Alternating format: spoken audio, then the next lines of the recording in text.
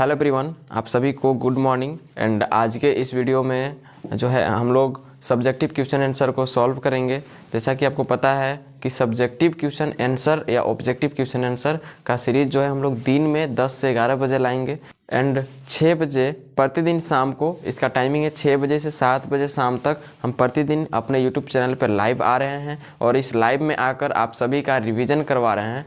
तो प्रतिदिन हम लाइव आ रहे हैं, आप लाइव आना ना भूलें। अपने डाटा, बैटरी, खाना पीना खाकर जल्दी से रेडी हो जाइए और 6 बजे से 7 बजे तक आपको पूरे फुल डिसिप्लिन के साथ क्लासेस को करना होता है, ठीक है। तो आज की इस वीडियो में जो है हम लोग सब्जेक्टिव क्वेश्चन आंसर के बारे में बात करते हैं एंड आज का जो मेन मेरा जो टॉपिक रहेगा इसको हम लोग पार्ट 3 वीडियो में ऐड करेंगे, क्योंकि इससे पहले मेरा 2 वीडियो आ चुका है जिसमें हम सब्जेक्टिव क्वेश्चन आंसर के बारे में बात कर चुके हैं। तो ये जो है मेरा पार्ट 3 होगा एंड चैप्टर नंबर 5 हो जाएगा ये, ठीक है। मतलब इसका नाम है खनिज निक्षेप। अगर समझ में, ये खनिज निक्षेप का हम लोग टोटल जितना क्वेश्चन आंसर बन सकता है इसी में कंप्लीट करेंगे।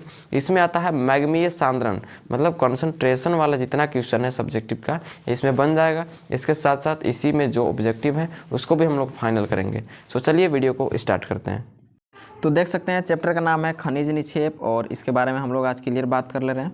इसमें जो पहला प्रश्न है यहाँ पे देख सकते हैं, जो गलती होगा उसके बारे में हम गलती आपको बता देंगे, जो करेक्ट होगा उसको आप केवल याद रखिएगा। सिंहभूम प्रसिद्ध है किसके लिए? तो ये तांबा निक्षेप के लिए जो है ये प्रसिद्ध है, ठीक है। तांबा निक्षेप के लिए सिंहभूम प्रसिद्ध है। इसके अलावा मैं आपको एक चीज़ बताता हूँ कि ये प्रतिदिन वीडियो 10 से 11 बजे AM में पोस्ट होगी, क्योंकि अभी जो है अभी आप जस्ट आपको बताए थे कि 6 से 7 बजे जो है वो लाइव क्लासेस चल रही है अभी प्रतिदिन, इसलिए अभी इसका थोड़ा टाइम गड़बड़ हो रहा है। लेकिन वीडियो को रिकॉर्डेड आप कभी भी देख सकते हैं। समझ में आ गया? सिंहभूम इज फेमस फॉर किसके लिए? कॉपर डिपॉजिट्स के लिए। चलिए करेक्ट। यहाँ पे कौन एक गैंग खनिज है? ठीक है, कौन एक गैंग खनिज है? Which is a gang mineral, तो कौन होगा? यहाँ पे आंसर हेमाटाइट दिया जो कि रॉन्ग है, इसका हो जाएगा सिलोमेलन। क्या हो जाएगा? सिलोमेलन। इसको याद कर लीजिएगा। अगला है तीसरा प्रश्न हमारे पास, कौन सा खनिज तांबा का अयस्क है? तो इसको बोलते हैं चाल्कोपाइरेट। ये मतलब यहाँ पे करेक्ट है। Which mineral is the ore of copper, तो चाल्कोपाइरेट। चलिए आगे बढ़ते हैं। निम्न में से किसे प्लेसर डिपॉजिट्स के नाम से जाना संभव है, मतलब पाया जाना संभव है? इसको सोना, ये करेक्ट आंसर हो जाएगा, ठीक है। अगला, कौन सा खनिज एल्यूमिनियम का अयस्क है? तो एल्यूमिनियम का अयस्क आपको पता है कि क्या होता है? बॉक्साइट होता है। अगला है यहाँ पे कि धनबाद प्रसिद्ध है। धनबाद जो है, धनबाद प्रसिद्ध है किसके लिए? कोयला निक्षेप के लिए। किसके लिए? कोयला निक्षेप के लिए। अगला, एल्यूमिनियम के अयस्क खनिज को क्या कहते हैं? तो इसको कहते हैं बॉक्साइट। क्या कहते हैं? बॉक्साइट, ठीक है। अगला है कि एंथ्रासाइट बिटुमिन्स किसके प्रकार हैं? तो ये कोयला का प्रकार है। इससे छोटा एक आता है जिसको हम लोग पीट कहते हैं, ठीक है। ये भी आता है किसमें? कोयला में ही आता है। तो एंथ्रासाइट बिटुमिन्स किसके प्रकार हैं? कोयला के प्रकार हैं। Anthracite bituminous are the varieties of coal. Correct. चलिए आगे बढ़ते हैं। ये नवा यहाँ से हम लोग नहीं पढ़ते हैं, नवा का सवाल आगे भी है, थोड़ा सा ये इसको एडिटिंग में थोड़ा प्रॉब्लम हो चुका था। चलिए नवा सवाल हमारा यहाँ से जो है स्टार्ट होता है, यहाँ से हम लोग पढ़ते हैं। वो ऊपर वाला था कुछ नहीं था, बस थोड़ा PDF एडिटिंग में थोड़ा प्रॉब्लम हो चुका था हमको। चलिए नवा प्रश्न है कि झारखंड के जादूगोड़ा किस निक्षेप के लिए जो है प्रसिद्ध है? तो वो रेडियो एक्टिव खनिज के लिए होता है। तीसरा, रेडियो एक्टिव में ज़्यादातर जो आपका मोस्ट इंपॉर्टेंट है वो है यूरेनियम। क्या है? यूरेनियम। देखिए अभी तक आप चैनल पर नए हो तो सब्सक्राइब कर लीजिएगा, क्योंकि प्रतिदिन इसी टाइम आपको क्वेश्चन आंसर की वीडियो प्रोवाइड होती रहेगी इस चैनल पे। और बायोलॉजी वाले जितने भी स्टूडेंट्स हैं, बायोलॉजी का भी तैयारी चल रहा है, बायोलॉजी का बहुत जल्दी क्वेश्चन तैयार हो रहा है। फटाक से हम लोग बायोलॉजी का सब्जेक्टिव और ऑब्जेक्टिव दोनों को फाइनल करेंगे, ठीक है। चलिए यहाँ पे जादूगोड़ा बता ही दिया किस निक्षेप के लिए है? रेडियो एक्टिव यानी कि यूरेनियम के लिए। चलिए अगला, बॉक्साइट की रासायनिक संरचना क्या होती है? यहाँ पे इसका एक बुक में जो भी दे, आपको एग्जाम सेंटर में क्या लिखना है कॉपी में उसको ध्यान दीजिएगा। Al2O3.2H2O, ये आपका फॉर्मूला होता है बॉक्साइट का रासायनिक संरचनात्मक, ठीक है। Al2O3 2H2O। अगला, सफ़ेद अभ्रक किस नाम से जाना जाता है? तो उसको एल्यूमिना कहते हैं। चलिए यहाँ तक तो करेक्ट है। अगला सवाल है जो हमारे पास वो है लघु उत्तरीय में, ज़्यादा लंबा नहीं है। अभ्रक का विभिन्न क्षेत्रों में उपयोग के बारे में लिखे। Describe the uses of mica in different fields. उत्तर, अभ्रक आग्नेय एवं कयांतरित चट्टानों में सफ़ेद या काले टुकड़ों के रूप में पाया जाता है। यह परतदार पारदर्शी, हल्का तथा चमकीला होता है। यह ऊंचे ताप पर गलता है, मतलब इसको गलाया जाता है हाई टेम्परेचर पे, इसलिए बहुत से उद्योगों में यह काम आता है। इसका अधिकतर उपयोग बिजली के कारखानों में किया जाता है क्योंकि यह गर्मी तथा बिजली का कुचालक होता है। इसका उपयोग सीधे औषधि निर्माण, बिजली के संचालन, तार एवं टेलीफोन, बेतार का तार, रेडियो, मोटर, वायुयान, साज श्रृंगार, पंखों, खिलौनों पर स्प्रे, मिट्टी के बर्तनों पर परतदार पॉलिश करने जैसे कार्यों में होता है। समझ में आ गया? बहुत ईजी है ये। जहाँ जहाँ पे इसका उपयोग है हम एक साथ आपको दे देंगे, यहाँ से ही आप स्क्रीनशॉट ले सकते हैं। अभ्रक का एक प्रमुख गुण उसका पूर्ण आधार विदलन है। किसी भी वस्तु पर इसकी पतली से पतली परत को हम चढ़ा सकते हैं। इसके गुण के कारण यह नेत्र रक्षक जैसे चश्मा हो गया, मकान की खिड़की हो गया, सजावट के सुंदर कागज हो गया जैसे कि शादी का कार्ड हो गया, ललटेन की चिमनियों एवं खपरेलों बनाने में भी किया जाता है। अभ्रक का महत्व युद्ध के समय में सैनिक के लिए भी बहुत ज़्यादा हो जाता है। तो इसका जो करेक्ट आंसर हो जाएगा, आप इतना इसको स्क्रीनशॉट ले सकते हैं कि अभ्रक के बारे में इतना ही काफ़ी है। आपको ऑल चीज़ों के बारे में इसको लिखना पड़ेगा, बीच में कहीं से कोई भी कट ऑफ नहीं है। आप अपने दिमाग से भी लिख सकते हैं इसको समझकर। अगला प्रश्न जो है हमारे पास वो हो जाता है कि झारखंड में लौह निक्षेप बनने की प्रक्रिया का वर्णन करें। ठीक है, इसमें describe the mode of occurrence of iron deposits of Jharkhand. कि लौह निक्षेप सबसे पहले समझिए होता क्या है। झारखंड राज्य लौह अयस्क निक्षेप एवं उत्पादन में महत्वपूर्ण स्थान रखता है। यह राज्य उत्पादन की दृष्टि से चौथा स्थान है पूरे भारत में। पूरे देश के संरक्षित लौह अयस्क का 31.1% झारखंड राज्य में उपलब्ध है, इसका नीचे यानी कि भंडार। और पूरे देश की तुलना में अगर पूरे भारत की बात करें तो 14.3 पर आता है हमारा भारत।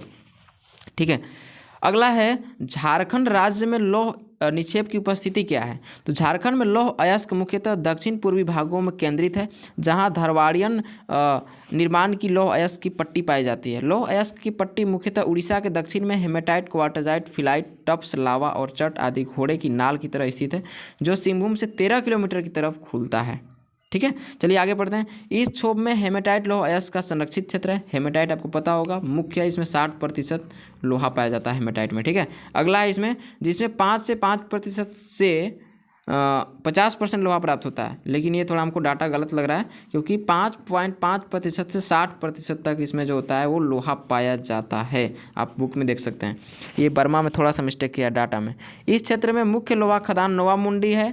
ठीक है, यहाँ पे ये जगह का नाम दिया हुआ है, नाट बुरु है, लुकुट बुरु है, झिलिंग बुरु है, जामदा है। जामदा नोवामुंडी बहुत मुख्य है, जामदा और नोवामुंडी। ठीक है, अगला कोल्हान इस क्षेत्र स्टील बनाने के लिए जमशेदपुर, बोकारो, राउरकेला आदि क्षेत्रों में लौह अयस्क की आपूर्ति करता है। निम्न कोटि का लोहा दामोदर बेसिन के कुछ क्षेत्रों में उपलब्ध है।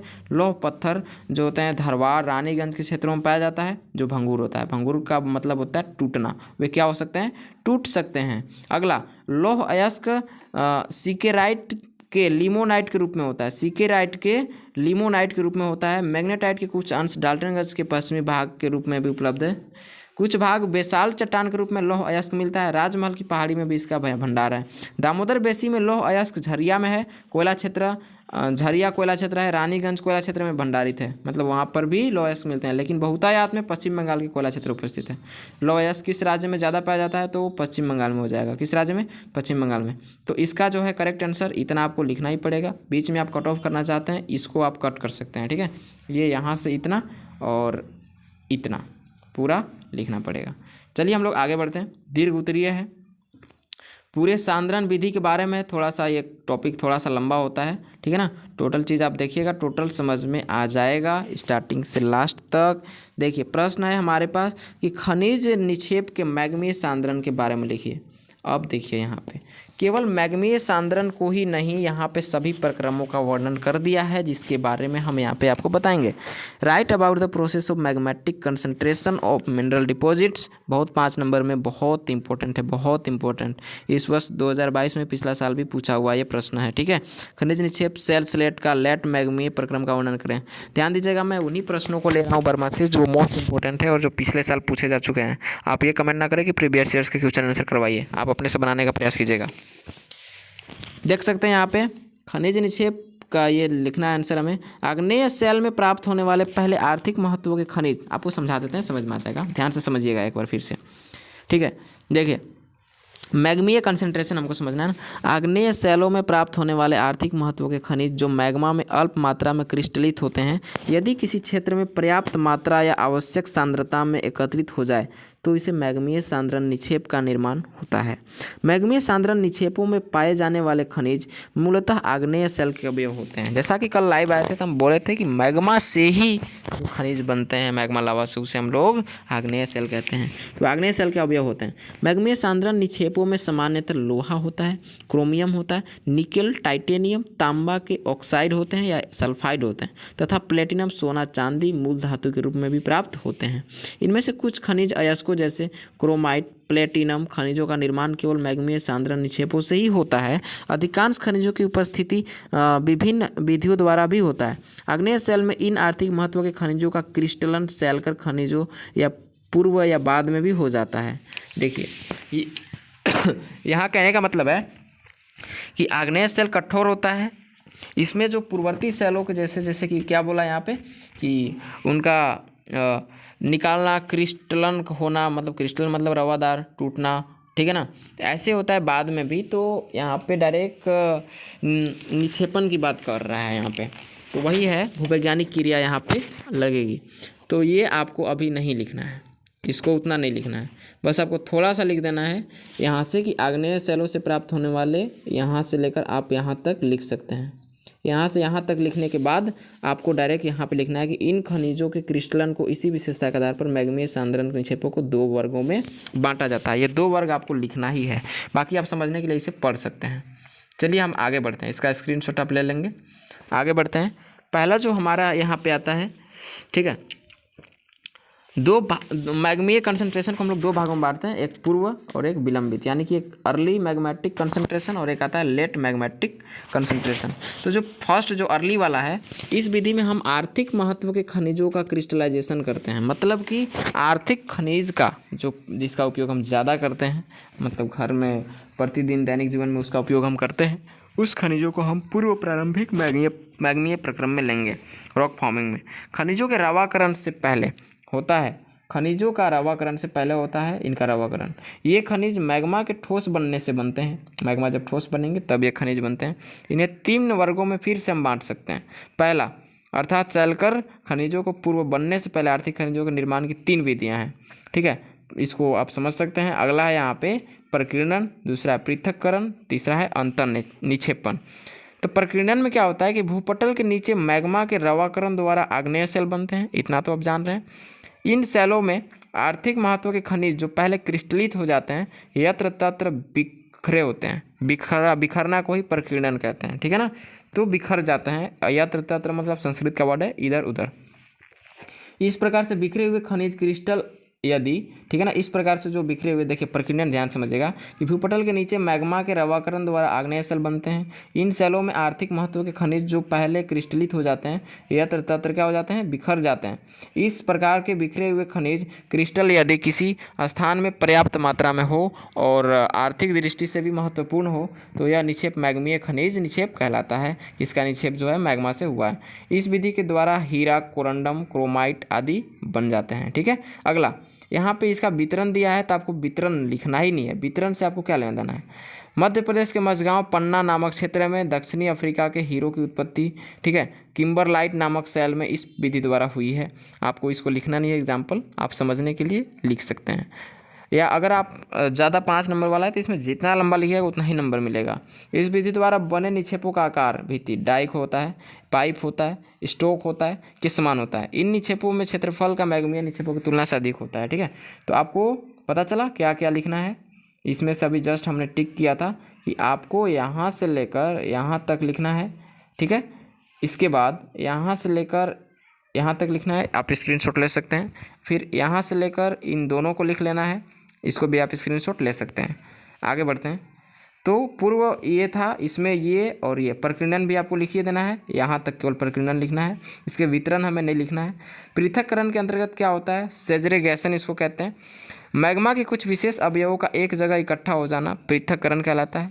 इस विधि में पूर्व मैग्मीय खनिज जो रावकरण या क्रिस्टलन के कारण इधर उधर बिखरे रहते हैं, सांद्रण विधि द्वारा उनको इकट्ठा कर लिया जाता है। इसी को बोलते हैं पृथक्करण करना।